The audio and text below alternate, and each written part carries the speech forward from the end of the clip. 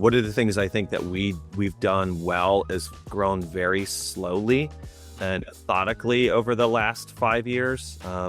You know, you've probably seen it in 5 years. Some people could be at 5,000 units, right? You know, we're not at 5,000 units. For sure. We're at a very methodical and strategic 500 units. That doesn't mean our goal isn't to be at 1,000 by the end of this year, which, you know, I think is very doable. I'd say, you know, through thoughtful renovations, thoughtful acquisitions, and keeping the investor aligned with what's important to them and what's important to us is our goal for this year. As I mentioned before, looking at, you know, pivoting into properties that are a little bit larger than our normal buy box, I think is something that we'll see. We're not afraid of base hits, right? If a 24 unit makes sense and it's within our, you know, our demographic and it checks all the boxes, you know, I was on a podcast yesterday with somebody and base hits matter, right, in this business. You're listening to the Accredited Investors Only podcast presented by Accredited Life. Andrew, welcome to the show. How you feeling this morning? Hey, doing well. Thank you very much. I appreciate you having me on. Hey, I appreciate you being here. So let's get right into it. And I always love to start the show with hearing the guests introduce themselves. So who's Andrew? What are you doing? What's going on? Yeah, sure. Well, as you mentioned, Andy Crawford, I'm from Cincinnati, grew up in rural northern Kentucky, and I'm kind of a two-person type of guy. You know, I've got a 20-year career in pharmacy and pharmaceutical distribution and sales and management. And as well, I'm a commercial real estate investor. So kind of run a dual life. And my question to a lot of people is, why can't I be both? And that's what I've been for the last 5 or 6 years. So as I mentioned, I grew up in a rural part of Kentucky. My wife and I have 4 little kids that we love and cherish. And parenthood's a big part of our life. But as well, you know, that's what led us to investing, right? And commercial real estate investing. Started out in single family homes like a lot of people do, building a small portfolio. And today we're basically just in apartments. And, you know, our focus is building long-term wealth for ourselves and for our investors to help take care of our families and build generational wealth. So that's awesome. What was the catalyst for real estate? You know, you mentioned you were a pharmaceutical guy, and I'm sure having great success in the W-2. What made you think real estate? Do you remember those early days? Well, I'll tell you one thing is, man, when you make more money, you pay a lot of taxes. So, you know, without success, with success comes you know, a heavier tax bracket, right? So one of the catalysts was I was looking at ways to help minimize my tax exposure. My wife is a stay-at-home mom, so originally we created our own little holdings company, BCC Property Holdings and Management. And basically our idea back then, you know, 6 years ago was we're going to buy single family homes. We're going to renovate them. We're going to have 100 of these things, you know, and hindsight is 2020, right? So, you know, fast forward to today, there's 2 things you run out of, and that's time and that's money when you're trying to build a small portfolio of single families. We bought 3 to 4. And, you know, when we got to 3, interesting story about the 4th, but when we got to 3, we said, you know, this isn't scalable, you know, but we love the flexibility that gave us for additional streams of income. It worked with us because we bought strategically within our area here where we live on the east side of Cincinnati. Okay. And we still hold some of those today. We started selling some of them off as we've, you know, pivoted full time into commercial real estate. But I'd say the catalyst really was, how can I minimize my tax exposure through a high paying W-2? And then as well, how can I create additional streams of income as my wife was a stay at home mom with our 4 kids? So that was the real catalyst. What was, and when did you experience that? I think a lot of people often wonder, you know, they hear about real estate helping to minimize the tax exposure. What did it feel like for you? When did you experience it? And how did you experience it with those couple single family properties? Yeah, well, you know, the the thing that I think we experienced it more so when we moved into the commercial space, because of the glory of something called a cost segregation, which those that are experienced in real estate might understand. But my wife was moved into, I guess, a real estate professional status as we managed these single family homes, of which were a mixture of Airbnbs and long-term rentals. And just having the ability to leverage her as a full-time real estate professional was a real big benefit to us in mitigating taxes and pass-through losses on some of our properties, and as well as additional streams of income. So it really started there, and that was our long-term goal. Was, hey, she's a stay-at-home mom. Her goal was to help manage these properties and help mitigate our tax exposure with my W-2 job. Gotcha. So. Awesome. Yeah, I think that's an important question, because you hear it a lot, but you don't always. I don't think everybody always understands how it necessarily happens, or how it helps towards the W-2 income, and not just the income that you're making through those properties. And I think, like you said, the real estate status is important in order for smaller people, to come up with, a strategy that you can actually utilize some more of the benefits that's available through that. So how did you make the transition into commercial? Like, what was that, what did that look like? I'm sure you had to educate yourself, and, was it something that you jumped right into, or was it something that took some time? What did that look like? Well, there's one thing I give my wife credit on, and I'm not a attaboy, pat myself on the back type of guy, but when we decide to take action, we take it. That's one of the things I feel like is our superpower. But a defining moment was after we bought the third single family. We said to ourselves, this is just not scalable. We need to figure out how to get more doors under one roof. We need economies of scale.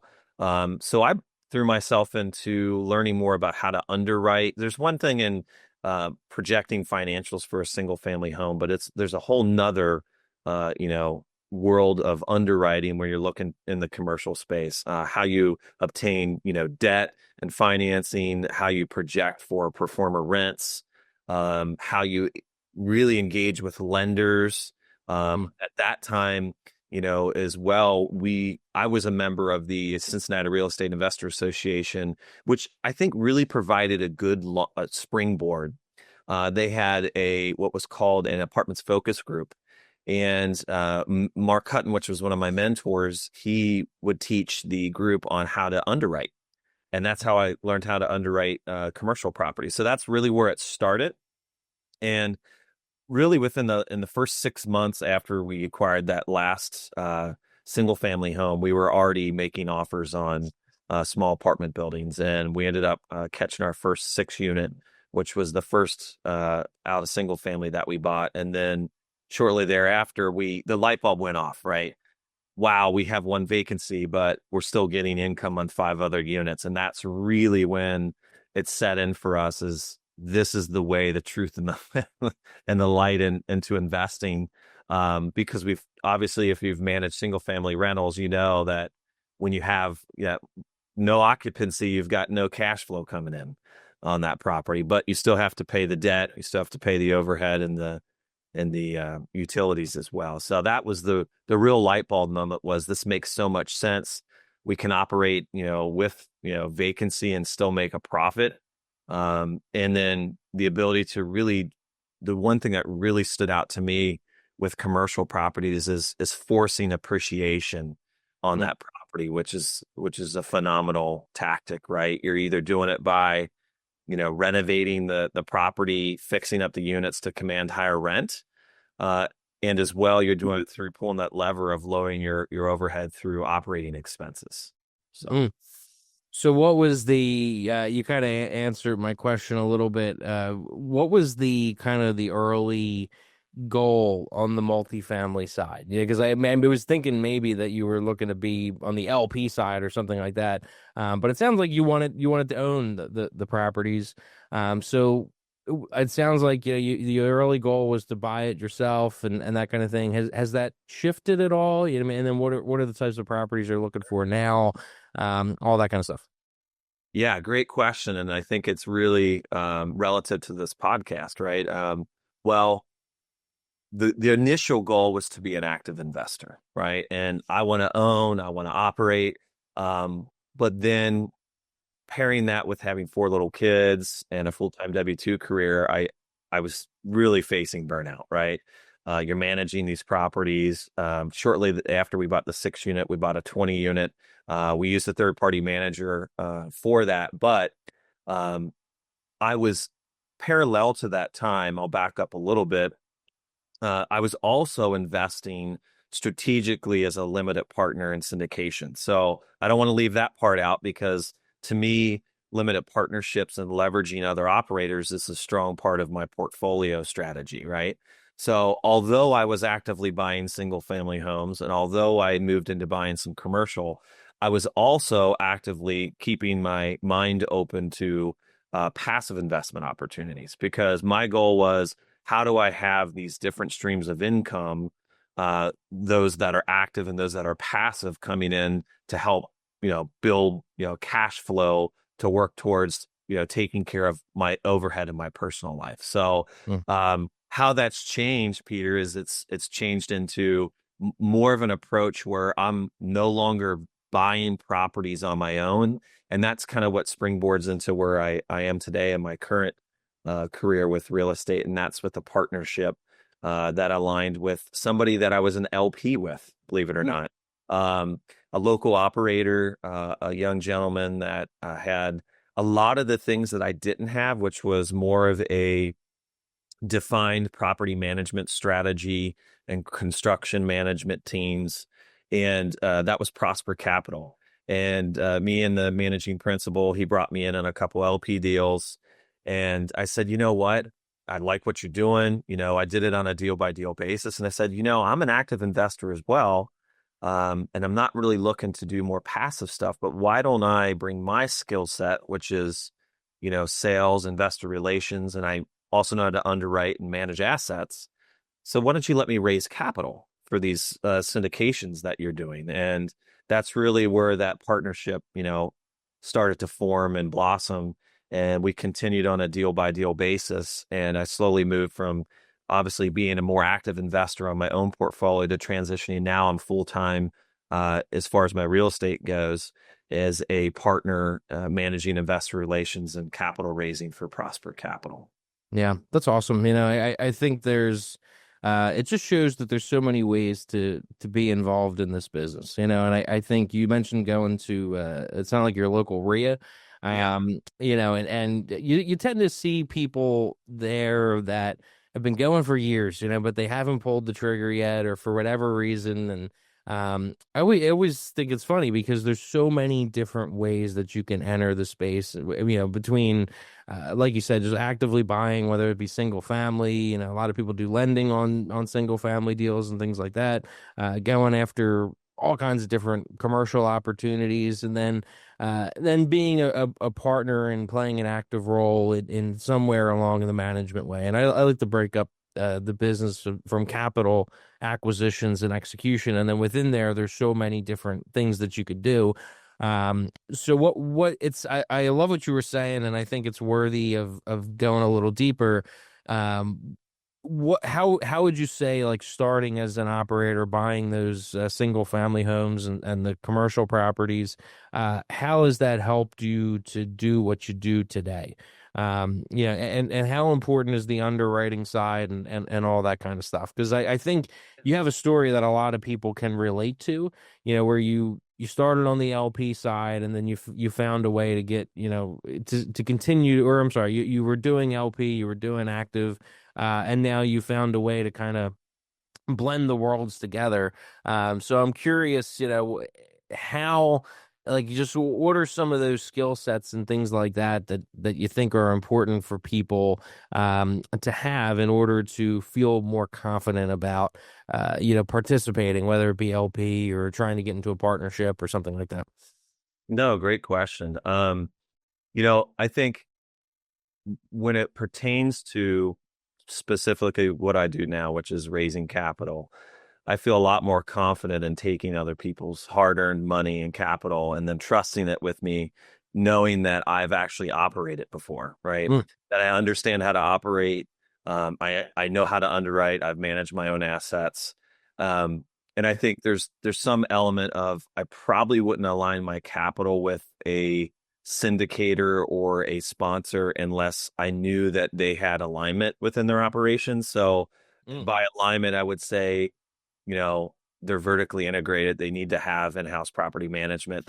These are my, wants and needs when Yeah. it comes to investing.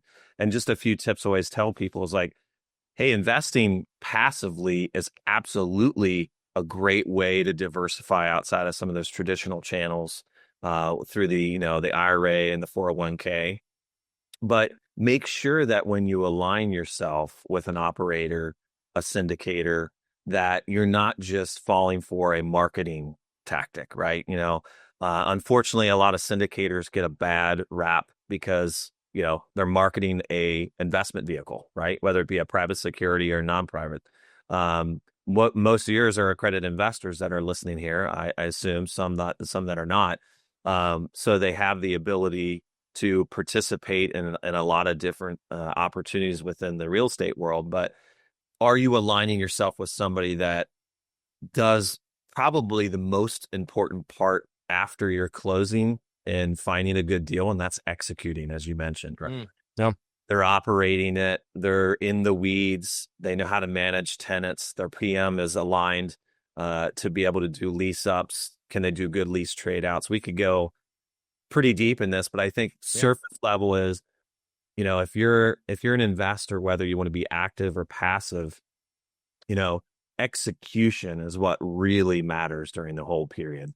You can buy the best deal at the best cost basis and still run that thing into the ground if you're not managing it correctly, right? So I think a lot of people, especially over these last, 12 to 24 months, a lot of people talk about, operations is key right now in commercial real estate, especially in residential real estate. So, my tips for those that are looking to invest passively with somebody is, do your homework. Make sure you ask the right questions about, is this sponsor aligned with the long-term, goal of the business plan and being able to execute it. Yeah, I think you hit the nail on the head there, and it's one of those things where it was always extremely important, but over the last couple of years, where things have interest rates have gone up and supply has gone up, there's been a lot of factors in the space that just brought it to the forefront more so than ever, and I can't agree with you more. I think that it's easy to get taken away with really good marketing and stuff like that, and a lot of times it actually. I hate to be one that punishes somebody's success. You know what I mean? And I think in America we tend to do that a lot. When somebody's successful, I always think of Tom Brady when it something like that. It's you hate the guy, right? It's just people do it. And so I hate to immediately write off an investment because they seem to be really good on the marketing side or something like that. Sure. But it definitely. I will look at it even, differently. You know what I mean? Like, because it's just, I feel like a lot of times you could be really, really good at the marketing side. But being good at the marketing side and then being good at the execution side are two completely different things. And my experience has always been the guys that I know and my business partners and all, it's just, when they're really good at the acquisitions and the underwriting and the operations, they tend to not be so good at at the marketing side because they just don't think that way. You know what I mean? Like, and they don't have the time. You know what I mean? So, Yeah. when people are really good at the marketing side, I feel like I'd take an even extra, kind of close look to see, like you said, what's the operations team behind this? What's their experience? Are there any questions that you could share with listeners to kind of dig into that a little bit more? You know what I mean? I'm sure there's some that you would ask personally, but now on the fundraising side, I'm sure there's some you hear probably on a regular basis. So what are some of those questions that you would ask? And then also, like, just what are some of the things you're going to look for? I know you mentioned them, but like just to package it up here, I'm very curious to, what you're looking for and what you hear ask regularly. Yeah, no, That's a great point. I'd say, from the LP side, if you're looking to partner with a sponsor, there's always like the trust but verify, right? So a lot of what I tell people is, you want to ask, how many, full cycle exits this operator's had, and ensure that they're actually able to follow through the whole cycle, right? Return of capital. That's a big one. Can they give you case studies? One of the things that Hmm. we've done at Prosper Capital is we've created case studies for properties to kind of give people, okay, this is how one of our acquisitions went. This is what the average return metrics were on this property. This is what our occupancy rate was through the whole period. And this is what, the timeline in which the investors got their money back within the whole period. So maybe ask those second and third level questions outside of when you see a pro forma, right? And you see the offering memorandum that comes from a sponsor. They're telling you what you want to hear. That's the highlights of the property, right? It's the highlight reel. This is what we expect. And one of the things that I always tell investors that are looking at LP positions within syndications is just remember, a pro forma is, projected, right? It's not guaranteed. Sure. So if you ever see the word guaranteed in any deck, close that, move on to the next one. So I would say as well, alignment with operations is a big, big piece for me. Back to what we just talked about. And I think those that are new investors or not as experienced, my suggestion to you would be, if you think about it in this perspective, if somebody's managing a property, right, and they're managing it within, the vertically aligned operation of asset management, property management, construction management. When they're going through the renovation period, think about it. If you were renovating a home and you were the one going out and buying the products, would you buy the best cost basis you could, right? You would want to watch your overhead. You want to make sure that your contractor that's renovating your house does a really good job. You would inspect everything after they, maybe installed some tile. Well, think about, that in the perspective of vertically aligned management. The incentive is there for the benefit of the investor, right? Sure. The property management that lives within that, that umbrella directly benefits the asset management and the whole period of the property, because they're watching overhead, they're watching costs. Third party management, unfortunately, incentivizes a lot of times for lease turns, right? There's many different things, but maybe they're not watching the costs and overhead because it is a business to them, right? And no harm against them, right? They're running a business and they have to profit. Yeah. So think of it that way. If you're renovating a home and you're doing things on your own, you have the best interest of yourself and making sure that the construction's done well and it's done timely and it's done under budget. So I would say those things are important to align and ask questions about when you're looking to place capital with somebody. So, and then lastly, I'd say talk about what really matters, and that's financials, right? The return metrics. If they're the easiest for me that I see with looking at return metrics is if an investor puts $100,000 into a syndication and they want to know what they're getting back, I really like the equity multiple metric because it's easy to understand. It includes all pref. It includes the hold period. It includes your appreciation of capital as well in your equity position. So I always tell investors, like, if you get thrown off and you're newer and you don't understand maybe the pro forma and how the returns are working, the IRR can be manipulated as well based on hold period. So investors, that are real strict on saying, oh, I only want, a 16% or an 18% IRR, and these offerings are showing that, well, that's great, but that can also be manipulated fairly easily within the pro forma. So my question to them would be, figure out what are you getting back for putting in your money. If you're putting in 100,000 and it's a 2x equity multiple, you're going to get $200,000 back, including your initial capital. So that's always a metric I found to be pretty easy to understand. Somewhat cash on cash return, somewhat AAR, somewhat yield on cost. Many different metrics to get to. Sure. But let's just dumb it down. If I give you X, what do I get back? Yeah. To me, that's the easiest metric to look at in making the decision with somebody, and also telling somebody what they should expect. Yeah. I think that's a great place to start. And once you kind of have an idea of, all right, I invest this much. Now, how much do I get back? That's a good starting point, and then from there, depending on, your goals and things like that, you can kind of back it out from there from a cash flow perspective, like you said. And, when is that money coming to me? Is some of it coming up front? Is it coming along the way? Is it all coming at the end of the road? All that kind of stuff. But that's a great place to start. Because I think a lot of, like you said, there's so many different metrics you can look at, and I feel like that's probably one of those things that can probably become intimidating for somebody who's not in the space, you know what I mean, and on a day-to-day basis, even for somebody that is, you know what I mean. I still see people throw, different, this and that around, different words or phrases, things like that. I think, got 10 plus years of doing this, I've never heard that before. So it's just like, it's funny. I mean, that's part of the fun in real estate, is there's always something to learn, and cycles are changing and things like that. But I love just the simplicity of that. It gives you a starting point, and then you can kind of take it from there. So what's Prosper doing? Like, could you give me an idea of like the what you guys are investing in? It sounds like it's individual syndications versus like a fund model.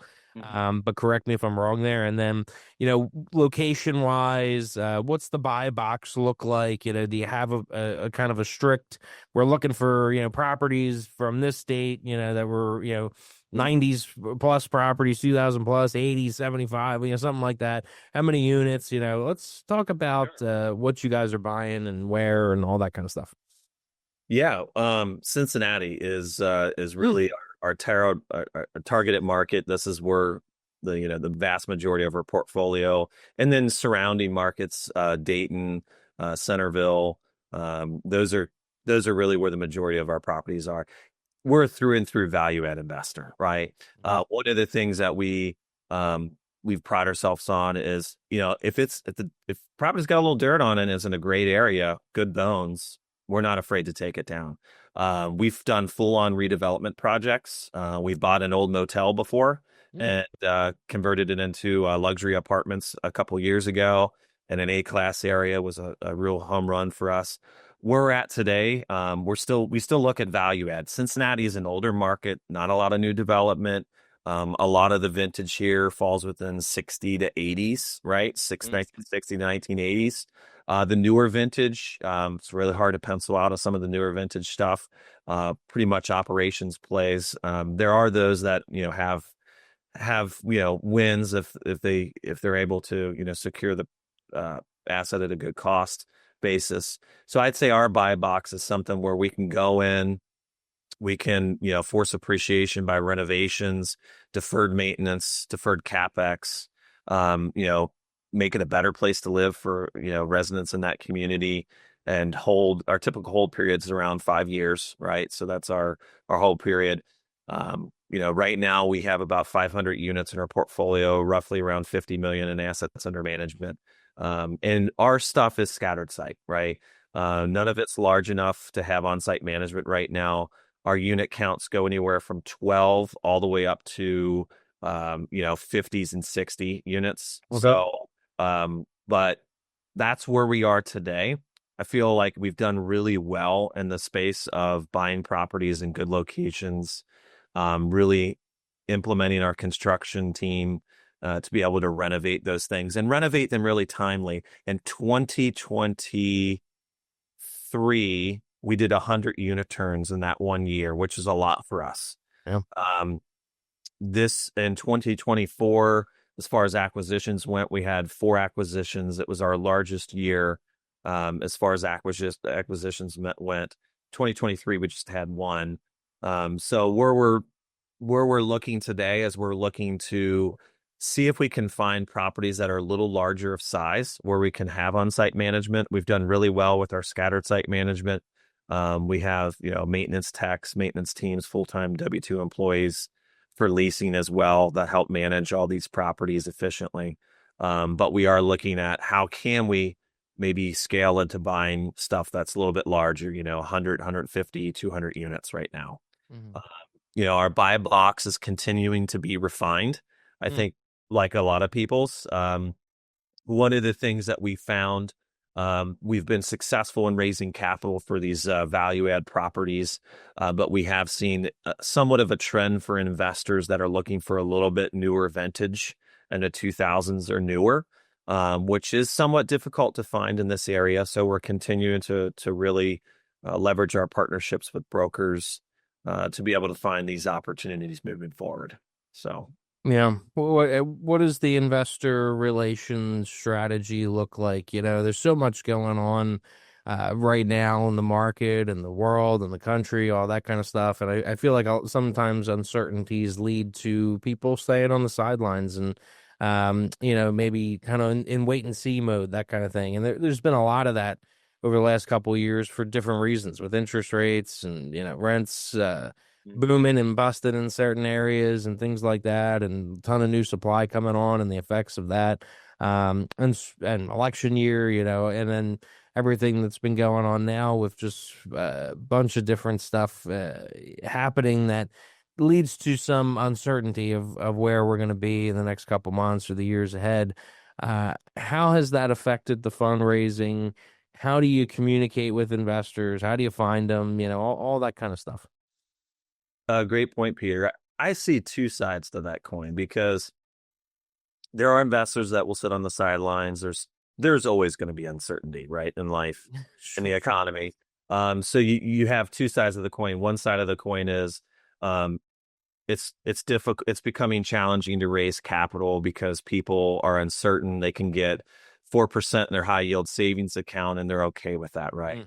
The flip side of that is you've got people that have uncertainty. The S&P took a dive, and they're saying, okay, maybe it's not a smart strategy to sit on the sidelines, and maybe I should mitigate risk outside of my traditional methods of investing and, look at diversifying through, commercial real estate. So I think I see both sides of the coin, right? Yeah, definitely. I don't say that, now is easier to raise capital than it was 2 years ago. I think there's always going to be some sort of hurdle or challenge. I think it's just getting in the right rooms, meeting the right people, make sure that you're overly communicating with investors. One thing that we do, I think, really well at Prosper is we give a very detailed reporting on property performance, both good and bad, right? You got to tell the bad as well. If there's a roof that collapses, after acquisition or whatever it might be. But two sides to the coin, I think, when it comes to investors, there will always be those that are sitting on the sidelines, and those that say, well, what if you're not providing as good of returns as you could have, 4 or 5 years ago? Well, that's the case, but then 4 or 5 years, they'd be waiting to have any return whatsoever, right? So It's sure. you got to think of it in that perspective as well. But I think one of the things that we continue to do as I manage investor relations is figuring out how do we get with the investors that are looking for a return strategy that we provide, right? There's different needs. Everybody has different needs and different timelines. That's one thing that I continue to find, Peter, when talking to investors is we might not be a right fit for somebody. And I'm not afraid to tell somebody who's looking for significantly high cash flow right after closing that we're not the right fit for them. In value add investing, you're conservative in your preferred returns to investors to protect long-term, viability of a heavy lift, right? So there's a give and a take with, I think, every conversation you have with an investor, but I still think what we offer, and I'm sure with what your group offers is, options for people outside of those traditional investments, which in my opinion, when you're trying to build wealth is very, very important, in mitigating risk.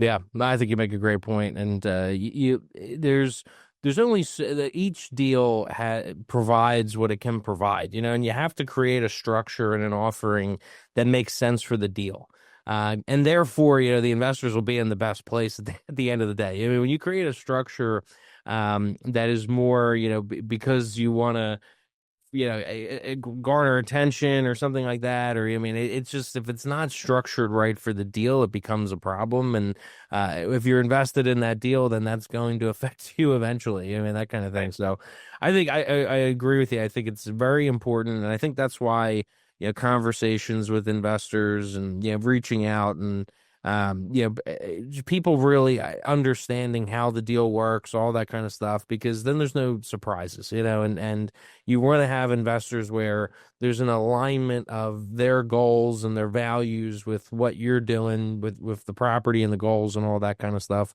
What has you excited moving forward into 2025 and all, and beyond? I'd say our team's the foundation of our team continuing to grow. In 2024, we brought in Jay Balker, who ran Compounding Capital Group here in the Cincinnati area. He was another owner operator, and we brought him on board as a partner. So with three solid principles, I feel like, we're the sky's the limit for us.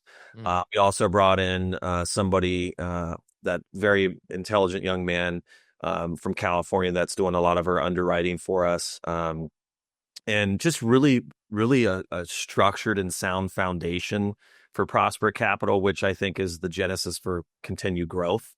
One of the things I think that we've done well is grown very slowly and methodically over the last 5 years. You've probably seen it in 5 years. Some people could be at 5,000 units, right? We're not at 5,000 units. For sure. We're at a very methodical and strategic 500 units. That doesn't mean our goal isn't to be at 1,000 by the end of this year, which, I think is very doable.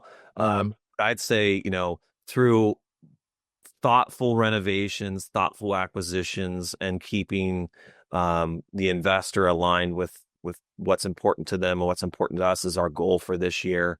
As I mentioned before, looking at, pivoting into properties that are a little bit larger than our normal buy box, I think is something that we'll see.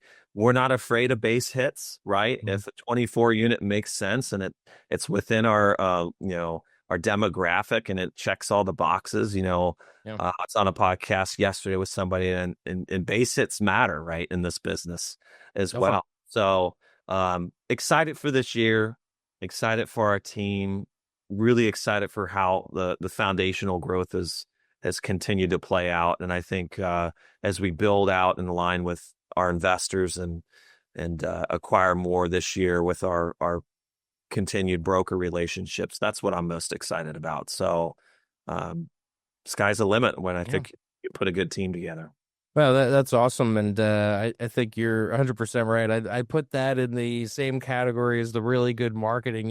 It's I don't want to punish success, but at the same time, if I see somebody who's grown that significantly in a short period of time, I want to really know what the team looks like in the operations, because anybody who does this on the operational side knows scaling that much that quickly involves a lot of people and a lot of labor, and it's and managing that, that there's a lot that goes into that. I'm not saying it's not doable. I think it's certainly doable, but it definitely yields a certain questions and things like that on how it's done and all that kind of stuff.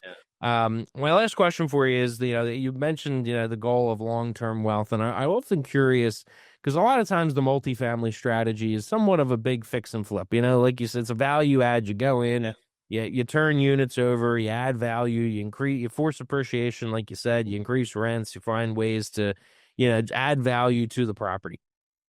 How do you create long-term wealth? You know what I mean? And what's your personal goal look like from a long-term wealth building perspective? Do you want to ever, refi properties and continue to hold them and get the cash flow from that? Or you looking to funnel the the capital that you're making through what you're doing now into other means and things like that for long-term cash flow and all. Like I'm always curious to how people turn those, somewhat shorter term. I mean, I'm assuming you're probably in 5 to 7 year range or so for the Yeah, typical hold 5 one. typically. Yeah. 5 is so, how do you then turn that into long-term wealth without having to do that forever? You know what I mean? Yeah, Like, 'cause sure. that's somewhat active, right?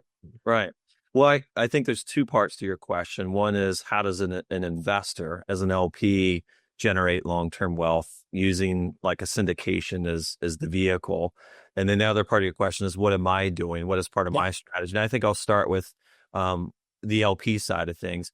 I think an LP would be successful in building long-term wealth with having the diverse pool of operators that they trust, right? Mhm. I would never advise anybody to align all their capital with one operator, Yep. right? It's just not smart.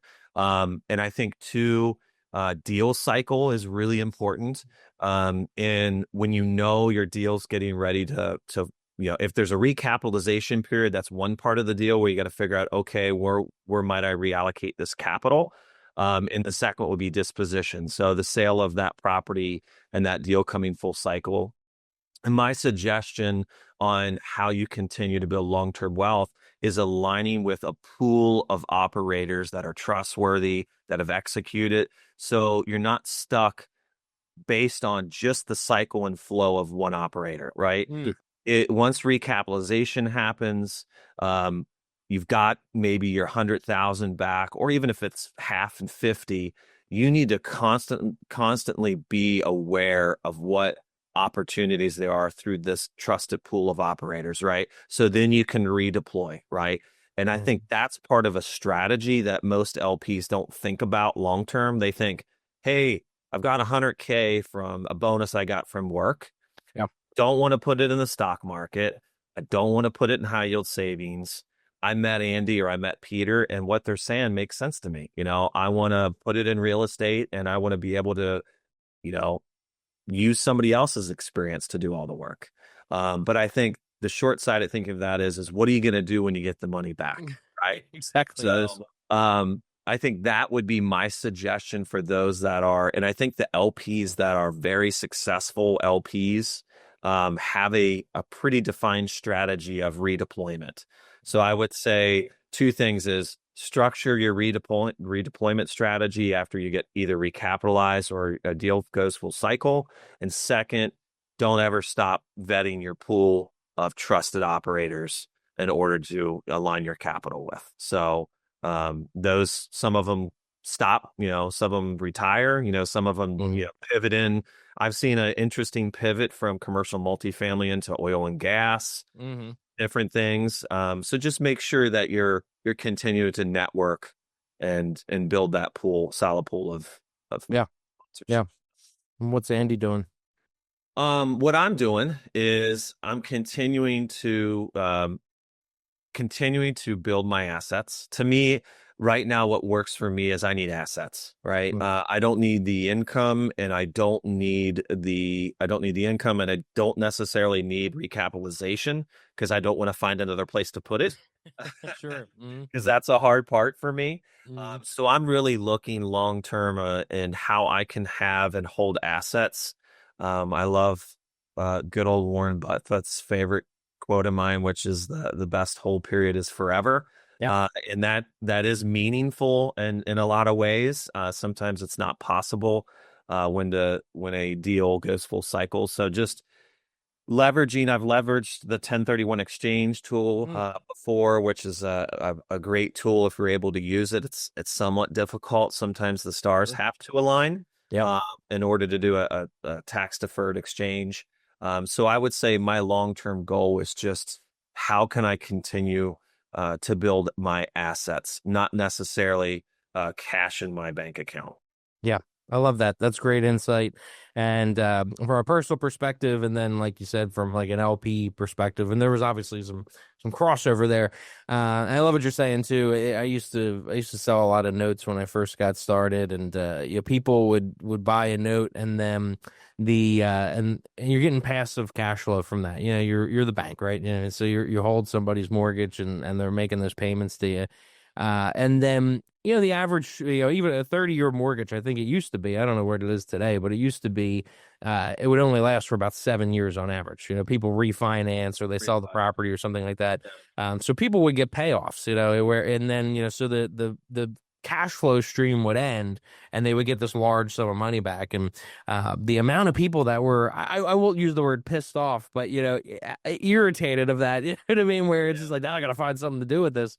It's just a funny problem to have, and it's like rich people problems to the max, right? It's just funny. But to your point, you have to be thinking that, you know what I mean? And I think the long-term approach is very important too, because I think that could help with people getting lost in the good marketing and stuff like that, and maybe making some poor decisions or getting caught up in some crazy projections and things like that. Because you can have a couple deals that really knock it out of the park, but then have others that don't. And then when you look at your actual return over the 10-year period, 20-year period, something like that, it's maybe not as spectacular as you thought it might be, especially too if you are prone to kind of sitting on the sidelines and having these long periods of time after getting capital back, that money's not moving for you, working for you, that kind of thing. That's kind of killing your return as well. So well, Andy, this has been a great conversation. A lot of great insight. You have an awesome background. I think a lot of people can relate to, a lot of the listeners can relate to, because you've kind of been on both sides of the spectrum. And I love what you're doing and where you're heading and how you're thinking about the business. And also really appreciate you being here. If people want to find out more about you and Prosper and the deals you're doing and all that kind of stuff, how can they find you? Sure. Very active on LinkedIn, Peter. So that's probably where you find me, spend most of my time socially as far as social media goes. And they can reach out to me at Andrew at prospercapitalco.com. But LinkedIn, I think, is probably the best method. So really appreciate you having me. The great podcast. Look forward to hearing it. Thanks, Andy. So, all right. Thanks a lot, Peter. Take care.